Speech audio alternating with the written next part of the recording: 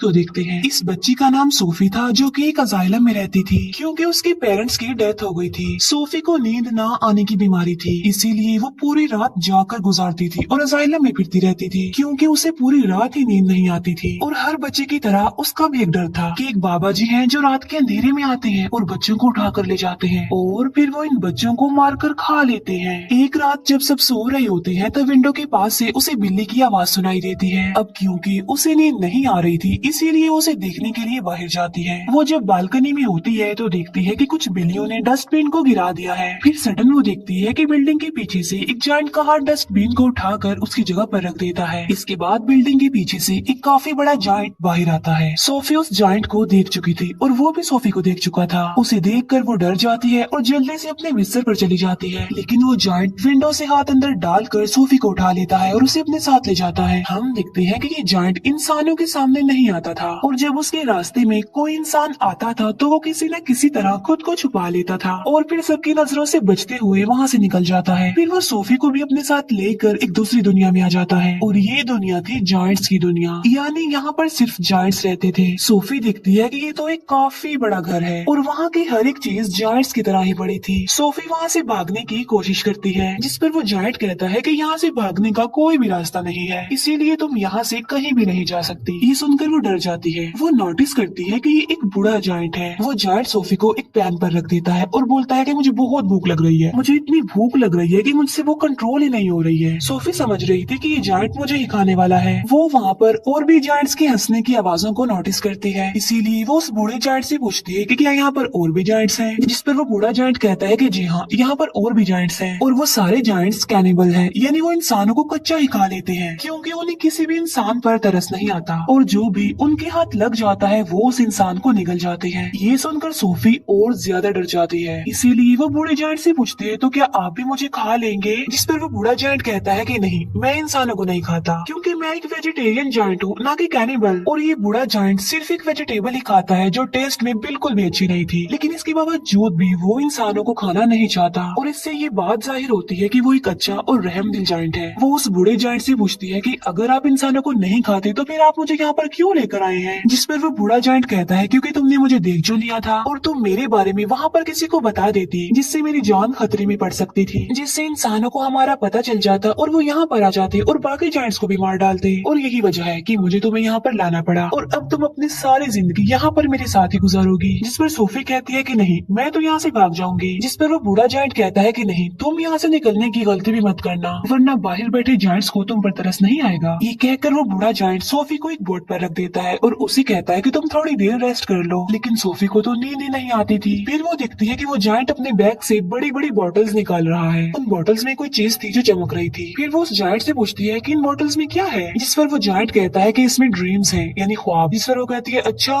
फिर तो ये मेरे किसी काम के नहीं है क्योंकि मुझे तो ड्रीम्स आते ही नहीं है और मुझे ड्रीम्स आएंगे भी कैसे क्योंकि मुझे तो नींद ही नहीं आती। फिर ये जायंट वो वाली बुक पढ़ने लगता है जो सोफी के पास थी। इस बुक में बहुत सारी कहानियां लिखी हुई थी। बूढ़ा जायंट उन कहानियों को पढ़ने लगता है जिस पर सोफी को नींद आ जाती है। इसके बाद वो बूढ़ा जायंट एक बॉटल लेता है और उसमें से ड्रीम बाहर निकालता है। इतनी ही देर में सोफी की आंख खुल जाती है और वो देखती है कि वो बूढ़ा जायंट अभी सो रहा है, इसीलिए वो मौके का फायदा उठाकर उस घर से बाहर निकल जाती है और वहाँ से भागने की कोशिश करती है, लेकिन तभी उसे एक काफी बड़ा जायंट पकड़ लेता है और ये सच में उस बूढ़े जायंट की निस्बत काफी बड़ा जायंट था। सोफी उस जायंट को कहती है कि प्लीज मुझे यहाँ से जाने दो, लेकिन वो जायंट सोफी की एक नहीं सुनता और वो उसे निगल जाता है। इसकी फौरन बाद सोफी की आंख खुल जाती है। इसका मतलब ये था कि सोफी एक ड्रीम देख रही थी। जागने के बाद वो उस बूढ़े जायंट से पूछती है कि मुझे पता है ये आपने किया है ना, क्योंकि ना तो मुझे नींद आती है और ना ही मुझे ड्रीम्स आते हैं, लेकिन आपने ये जो मुझे ड्रीम दिखाया है ये तो बहुत डरावना था। जिस पर वो जायंट कहता है कि मुझे ऐसा करना पड़ा और मैंने ऐसा इसीलिए किया है ताकि मैं तुम्हें ये बता सकूं कि बाहर तुम्हारे लिए कितना खतरा है, इसी वजह से तुम्हारे लिए बेटर होगा कि तुम यहीं पर ही रहो। बूढ़ा जायंट सोफी को समझाता है कि यहाँ पर जो जायंट्स है ना वो मुझसे साइज में काफी बड़े हैं और मैं तो उन जायंट्स के सामने कुछ भी नहीं हूँ क्योंकि मैं छोटा सा जायंट हूँ और बूढ़ा भी हूँ। अभी वो लोग बातें कर ही रहे थे कि तभी वहाँ पर एक काफी बड़ा जायंट अंदर आ जाता है और वाकई ही ये उस बूढ़े जायंट की निस्बत काफी काफी बड़ा था। वो जायंट आते ही बूढ़े जायंट से पूछता है कि बताओ तुम किससे बात कर रहे थे बोने। अब यहाँ पर सारे जायंट्स बूढ़े जायंट को बोना कहते थे क्योंकि वो साइज में सबसे ही छोटा था। बूढ़ा जायंट जवाब देता है कि नहीं तो मैं तो किसी से बात नहीं कर रहा था। इसी दौरान सोफी भी कहीं पर छुप जाती है। इस बड़े जायंट के हाथ पर चोट लगी थी, इसीलिए वो पट्टी करवाने के लिए बूढ़े जायंट के पास आया था। अब क्योंकि वो जायंट कैनिबल था, इसी वजह से उसे उस घर में से इंसान की खुशबू आती है, इसीलिए वो वहाँ पर पड़ी हर एक चीज को देखने लगता है। तभी सोफी उस सब्जी के अंदर चली जाती है जो वो बूढ़ा जायंट खाता था, और जब वो जायंट उस सब्जी को स्मेल करता है तो उसे उसमें से इंसान की खुशबू आती है। आज से पहले इस जायंट ने कभी भी ये सब्जी नहीं खाई थी, लेकिन आज उसे इस वेजिटेबल में से अच्छी खुशबू आ रही थी, इंसान की खुशबू आ रही थी, क्योंकि उसमें सोफी जो थी, इसीलिए वो जायंट उसे खाने लगता है। ये देखकर वो बूढ़ा जायंट कहता है कि रुको, तुम ये नहीं खा सकते, क्या तुम भूल गए हो कि तुम वेजिटेबल्स नहीं खाते। जिस पर वो जायंट कहता है कि हाँ, मैं ये बात कैसे भूल गया कि मैं तो सब्जियां खाता ही नहीं हूँ। इसीलिए वो सब्जी को फेंक देता है और सोफी की जान बच जाती है। इसके बाद वो जायंट वहाँ से चला जाता है। फिर उस बूढ़े जायंट को कहीं पर जाना था और सोफी उससे पूछती है कि आप कहाँ पर जा रहे हैं। जिस पर वो बूढ़ा जायंट कहता है कि मैं किसी जरूरी काम से जा रहा हूँ। वो पूछती है कि कौन सा जरूरी काम, लेकिन वो उसे कुछ भी नहीं बताता। फिर वो सोफी के काफी फोर्स करने पर उसे बता ही देता है कि मैं ड्रीम्स को पकड़ने जा रहा हूँ। फिर सोफी उसे काफी कहती है कि मुझे भी अपने साथ लेकर जाइए, लेकिन वो उसे अपने साथ नहीं ले जाना चाहता था, क्योंकि बाहर जो जायंट सो रहे थे, अगर वो जा गए, उन्होंने सोफी को देख लिया तो बहुत बुरा होगा। इसी वजह से वो किसी भी किस्म का रिस्क नहीं लेना चाहता था, लेकिन सोफी उसे काफी इंसिस्ट करती है, इसीलिए वो उसे अपने साथ ले जाने के लिए एग्री हो जाता है। जब वो बाहर आते हैं तो देखते हैं कि वो सारे जायंट्स गहरी नींद सो रहे हैं, इसीलिए ये दोनों उनके बीच से ही गुजरना चाहते थे, लेकिन इतनी ही देर में उन सारे जायंट्स की आंख खुल जाती है और वो बूढ़े जायंट को परेशान करने लग जाते हैं कि बोने तुम कहाँ पर जा रहे हो। जिस पर वो कहता है कि मैं तो अपने काम पर जा रहा हूँ। जिस पर वो जायंट्स कहते हैं कि हम नहीं चाहते कि तुम यहाँ से निकल कर बाहर जाओ, इंसानों की दुनिया में जाओ, क्योंकि अगर इंसानों को हमारे बारे में पता चल गया तो हमारी जान खतरे में पड़ जाएगी। वो सारे जायंट्स बूढ़े जायंट को बहुत ज्यादा तंग करते हैं और तभी मौके का फायदा उठाकर सोफी एक गाड़ी में छुप जाती है। लेकिन तभी बूढ़ा जायंट आसमान की तरफ इशारा करके कहता है कि वो देखो। सब देखते हैं कि आसमान पर बादल बने हैं और बारिश होने वाली है। असल में उन सारे जायंट्स को पानी से डर लगता था क्योंकि उन्हें वाटर फोबिया था, और तभी वहाँ पर बारिश होने लगती है और वो सारे जायंट्स जाकर छुप जाते हैं। तो मौके का फायदा उठाकर वो दोनों यानी बूढ़ा जायंट और सोफी वहाँ से चले जाते हैं। वो लोग माउंटेन्स पर चढ़ने लगते हैं। चलते चलते वो बादलों से भी काफी आगे निकल जाते हैं। सोफी कहती है कि यहाँ से तो देखने में ये स्टार्स बहुत ही प्यारे लग रहे हैं। बूढ़ा जायंट कहता है कि मैं तो इनका म्यूजिक भी सुन सकता हूँ। वो बताता है कि मैं इवन दुनिया की हर चीज की आवाज सुन सकता हूँ। मैं चींटियों की आवाज सुन सकता हूँ, कीड़े मकोड़ों की आवाज सुन सकता हूँ, इवन मैं ट्रीज की कहानियाँ भी सुन सकता हूँ। मेरे कान इतने तेज हैं कि दुनिया की हर आवाज को ही सुन सकते हैं। ये सुनकर सोफी कहती है कि मुझे तो यकीन नहीं आ रहा आपकी बातों पर। बूढ़ा जायंट कहता है कि यही सच है बेटा, तुम्हें मानना होगा। इसके बाद वो लोग एक लेक के पास पहुँच जाते हैं, जिसके पास एक काफी बड़ा और खूबसूरत ट्री था। बूढ़ा जायंट पानी में कूद जाता है और उनके साथ सोफी भी कूद जाती है। दोनों फिर लेक के दूसरे किनारे पर पहुँच जाते हैं और ये होती है ड्रीम्स की दुनिया, क्योंकि ड्रीम्स उस ट्री से यहाँ पर कतरों की तरह गिरते हैं और बूढ़ा जायंट इन्हें पकड़ने के लिए ही यहाँ पर आता है। फिर वो दोनों मिलकर बहुत सारे ड्रीम्स पकड़ लेते हैं। इन ख्वाबों में अच्छे और बुरे दोनों ड्रीम्स ही थे। इन ड्रीम्स को पकड़कर फिर ये लोग वापस जाने लगते हैं। ये दोनों अब एक दूसरे के काफी अच्छे फ्रेंड बन गए थे और एक दूसरे के साथ काफी खुश थे।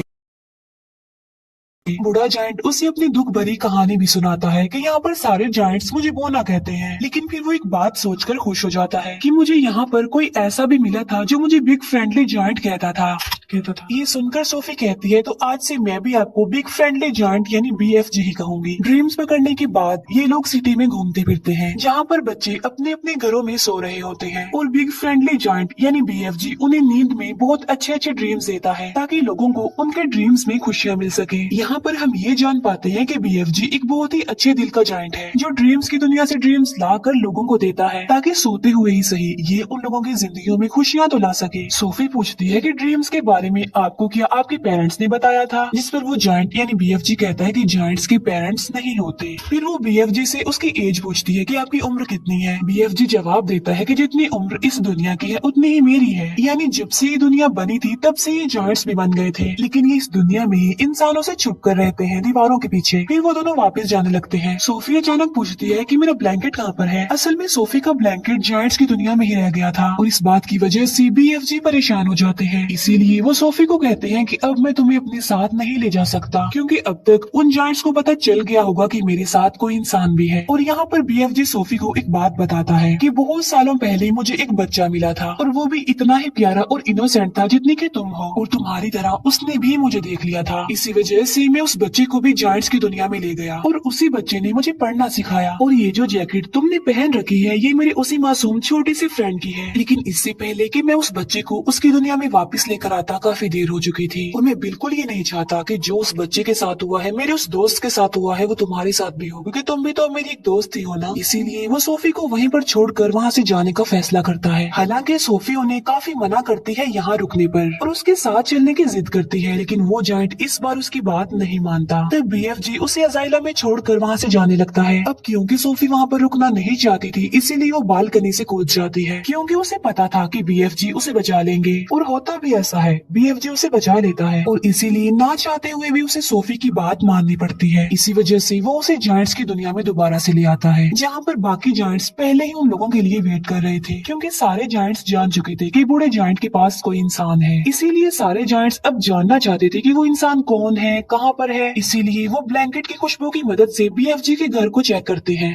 और सारे सामान की तोड़ फोड़ कर देते हैं। लेकिन BFG उस ब्लैंकेट को जला देता है जिसमें सोफी की खुशबू थी। फिर वो उन सारे जायंट्स को अपने घर से जाने के लिए बोलता है। सोफी वहाँ दीवार पर लगी एक पिक्चर को देखती है जो कि प्रिंसेस की पिक्चर थी। उस पिक्चर को देखकर सोफी को एक आइडिया आता है, और वो BFG को कहती है कि आप प्रिंसेस के लिए एक ड्रीम बनाएं, और उस ड्रीम में आप ये बताना कि जायंट्स की एक दुनिया पाई जाती है इसी दुनिया में, और वो सारे जायंट्स इतने खतरनाक हैं कि बच्चों को मारकर खा लेते हैं, और इसी ड्रीम में आप हम दोनों को भी शामिल कर लेना, ताकि जब हम प्रिंसेस के सामने जाएं तो वो हमें पहचान ले। ये सुनकर BFG ऐसा ही करता है, और वो जायंट्स की दुनिया में रहने वाले सारे जायंट्स का एक ड्रीम बनाता है, और वो उस ड्रीम में खुद को और सोफी को भी डाल देता है, और साथ साथ वो सिटी की बहुत सारे मिसिंग बच्चों को भी डाल देता है। फिर वो उस ड्रीम को लेकर प्रिंसेस के घर के पास चले जाते हैं, और ये प्रिंसेस की नींद में वो ड्रीम डाल देते हैं, और प्रिंसेस वो सब कुछ देख लेती है जो ये प्रिंसेस को दिखाना चाहते थे। प्रिंसेस की जब आंख खुलती है तो वो बहुत ज्यादा डरी हुई होती है, क्योंकि ये एक डरावना ड्रीम था, क्योंकि जायंट्स बच्चों को खा रहे थे। प्रिंसेस इस ड्रीम के बारे में अपने केयर टेकर को भी बताती है, जिस पर वो केयर टेकर कहती है कि आप फिक्र मत कीजिए, ये आपका सिर्फ एक डरावना ड्रीम था। लेकिन जब वो न्यूज़पेपर पढ़ती है तो कहती है कि ये तो बहुत अजीब बात हो गई, क्योंकि कल रात बहुत सारे बच्चे मिसिंग हो गए थे अपने अपने घरों से, और ये सेम वैसा ही हुआ है जैसा आपने ड्रीम देखा है।